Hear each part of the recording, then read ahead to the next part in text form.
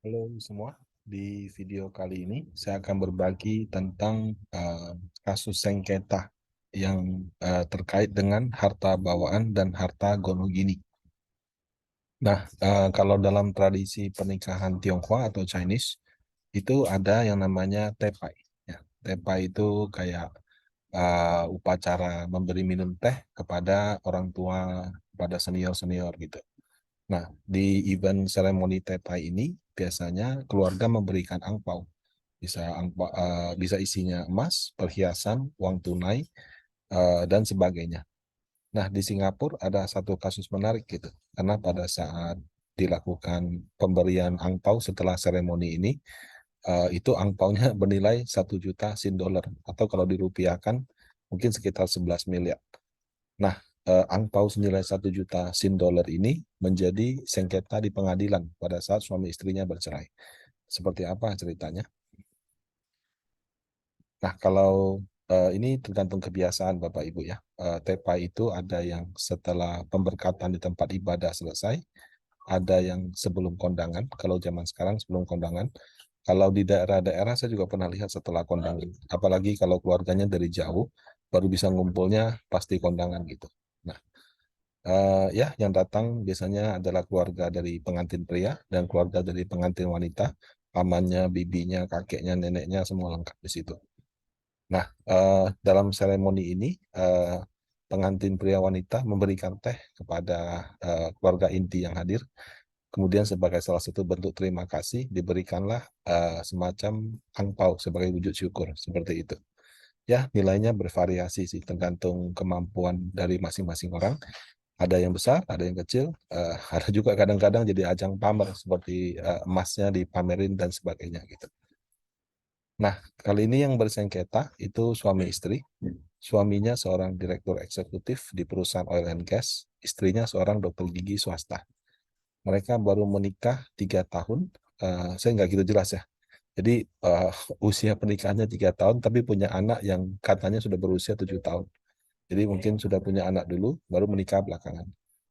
Objek sengketa ya, ada dua ya. Yang pertama adalah angpau waktu pernikahan senilai 1 juta SGD dan keanggotaan golf di Singapura yang nilainya 250 SGD. 250.000 kalau kali 11.000 berarti 2,75 M gitu. Nah, yang angpau senilai 1 juta SGD itu yang memberikan adalah ayah daripada pengantin pria. Nah, eh, karena diberikan pada waktu upacara yang biasanya itu sudah tanda tangan ya, sudah tanda tangan. Kan pertamanya kan nikah di catatan sipil atau kalau di Indonesia tempat ibadah. Setelah itu baru tepai seremoni gitu. Jadi diasumsikan bahwa itu adalah harta gonogini. Sementara suaminya merasa tidak gitu. Kenapa? Karena ayahnya itu memberikan langsung ke dia. Jadi pada saat tepa itu diberikan langsung kepada pengantin pria yang merupakan anaknya langsung, dan menurut dia itu masuk sebagai kategori harta bawaan.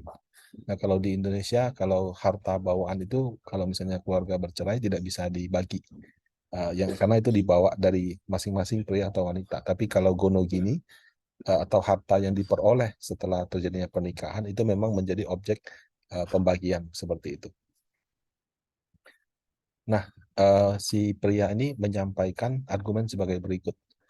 Eh, jadi ayahnya dalam upacara tepai memberikan perhiasan senilai 20.000 SGD kepada menantunya atau pengantin wanita itu. Kemudian sebelum menikah, ayahnya juga memberikan hadiah kepada menantu wanitanya itu satu buah unit BMW senilai 270.000 SGD. Ya, nilainya mungkin sekitar 3 M.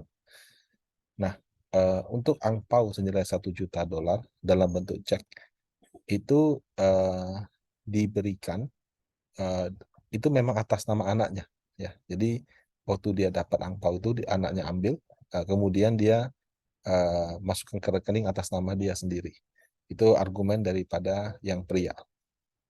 Nah, kalau argumen dari yang pihak wanita, eh, dia bilang sebenarnya diskusi tentang angpau ini milik siapa itu sudah bukan pada saat perceraian saja. Pada masa pernikahan ketika sedang bermasalah itu juga salah satu topik yang didiskusikan. Jadi ya kayak istrinya nanya dong, ini uang sejutanya gimana kok cuma masuk atas nama kamu gitu. Nah, dalam beberapa diskusi suami istri itu diam-diam istrinya merekam, ya, merekam apa statement suaminya. Jadi di situ dikatakan, jadi suaminya kalau ditanya hari ini ngomong A bisa ngomongnya B gitu. Nah, tapi kira-kira ada satu pernyataan yang berhasil direkam isinya seperti itu. Dia bilang, betul uang angpau ini memang uang kita berdua. Tapi tetap saya yang mengambil keputusan, makanya diberikan langsung ke saya. Ya, jadi kira-kira lah ya satu kalimat yang direkam oleh istri ini waktu mereka masih menikah, terucap seperti itu daripada pengantin suaminya. Nah, di pengadilan tingkat pertama, yang menang itu yang prianya. Eh, Istrinya tidak puas, dia banding, kemudian di tingkat banding dia menang. Kenapa dia menang gitu ya? Jadi beberapa pertimbangan hakim pada waktu itu adalah eh, ayah daripada pria ini kalau memang ingin memberikan ke anaknya seharusnya tidak dilakukan dalam upacara tepai, tapi bisa sebelum pernikahan secara pribadi. Nah, upacara tepai itu kan dihadiri oleh keluarga, dihadiri oleh pengantin pria, pengantin wanita. Otomatis itu dianggap sebagai harta yang diberikan setelah mereka menikah, sehingga menjadi harta gono gini gitu. Nah, kemudian plus pernyataan suaminya yang sempat terekam tersebut, nah itulah yang menjadi alasan yang wanita ini dimenangkan. Nah, kemudian objek yang kedua ya, yaitu keanggotaan golf. Jadi keanggotaan golf di Singapura itu sifatnya sangat eksklusif ya. Dibandingkan Indonesia, di sana itu lapangan golfnya kan pasti jauh lebih terbatas. Indonesia juga terbatas sih. Dan makin hari juga makin mahal keanggotaan golfnya gitu. Uh, itu waktu disengketakan nilainya 225.000 gitu ya. Ya, itu bisa naik terus Bapak Ibu. Kenapa? Karena keanggotaan golf itu sangat prestisius. Jadi bisa saja ada orang yang jual gitu. Nah, kalau menurut yang pria itu adalah harta bawaan karena sudah diberikan kepada ayahnya sebelum menikah. Nah, dalam hukum Singapura, harta bawaan itu memang tidak termasuk dalam gonogini, kecuali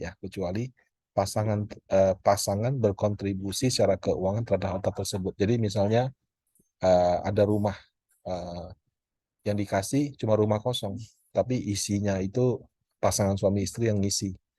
Nah, kalau misalnya ada kontribusi yang signifikan dari salah satu pihak, bisa saja hal tersebut menjadi pertimbangan hakim dalam memenangkan atau menolak gugatan salah satu pihak. Gitu. Nah, kemudian tentang keanggotaan golf tersebut, yang pria juga berargumen gitu ya. Meskipun selama ini keanggotaan golfnya mereka pakai berdua, jadi mungkin pakai untuk makan siang bersama, mungkin ada acara ulang tahun atau apa gitu ya. Yang bayar semua itu adalah bapaknya gitu. Nah, si wanitanya tidak berkontribusi sama sekali.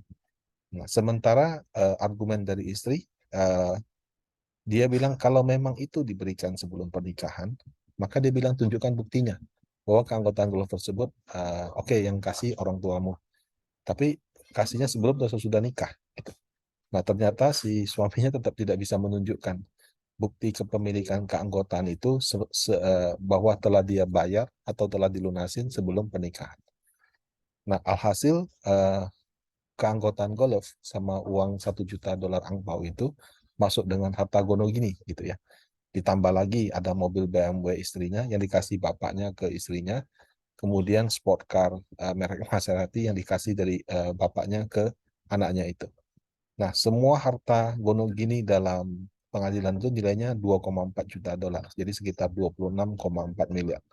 Tidak ada rumah karena mereka berdua tinggal di rumah milik ayahnya. Ya, di sana rumah tapak itu sudah mahal sekali, apalagi rumah tapak yang bungalow, yang villa.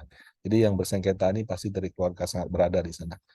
Nah, dari 2,4 juta dolar ini, si pengadilan memutuskan istrinya mendapat 820.000 sin dolar atau sekitar 9 M karena kontribusinya dalam mengurus anak. Gitu. Ya, jadi tidak dibagi rata Bapak Ibu ya. Jadi 2,4 juta istrinya dapat 820.000. Yaitu karena ada uang 1 juta dolar yang masuk. Kalau 1 juta dolar ini nggak masuk berarti uh, belum tentu dapat gitu. Lagi pula kan mobilnya sudah atas nama dia. Nah, apa yang kita pelajari gitu ya? Ya, pernikahan itu idealnya memang hingga mau memisahkan. Tapi kalau sebelum mau memisahkan sudah memutuskan berpisah, maka sebagai suami istri untuk mengantisipasi hal tersebut perlu membuat perjanjian pisah harta. Jadi kalau misalkan ada perjanjian pisah harta, apabila suatu saat terjadi hal-hal yang tidak diinginkan, tidak ada sengketa, apalagi sengketanya sampai masuk ke ranah publik seperti itu. Nah, sebagai orang tua, misalnya kalau kita ingin memberikan kepada anak yang nantinya akan menikah, timing pemberian dan dokumentasinya sangat penting. Karena kalau diberikan setelah menikah, itu menjadi harta gonogini, sebelum menikah menjadi harta bawaan. Tapi kalau di Indonesia agak unik. Ada lagi yang disebut dengan harta perolehan.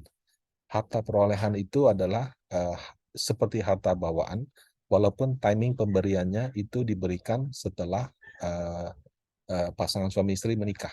Nah, caranya bagaimana? Biasanya dengan akta hibah. Jadi kalau misalnya orang tua menghibahkan kepada anak, dan kemudian sang anak sama suami atau istrinya punya perjanjian pisah harta, maka atas harta yang dihibahkan atau harta yang diwariskan itu menjadi harta perolehan.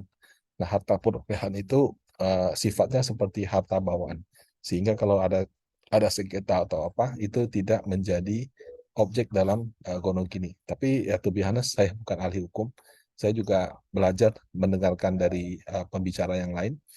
Nah, untuk lebih detailnya Anda mungkin bisa Google tentang harta bawaan, harta gonogini, harta perolehan, dan juga tentang uh, apa namanya mekanisme surat pisah harta. Ya, karena kalau surat pisah harta juga sekarang di Indonesia itu tidak harus diajukan sebelum menikah. Sesudah menikah pun juga sekarang bisa dibuat pernyataan pisah harta. Nah, demikian video saya. Semoga bermanfaat. Semoga Anda semua sehat selalu. Terima kasih.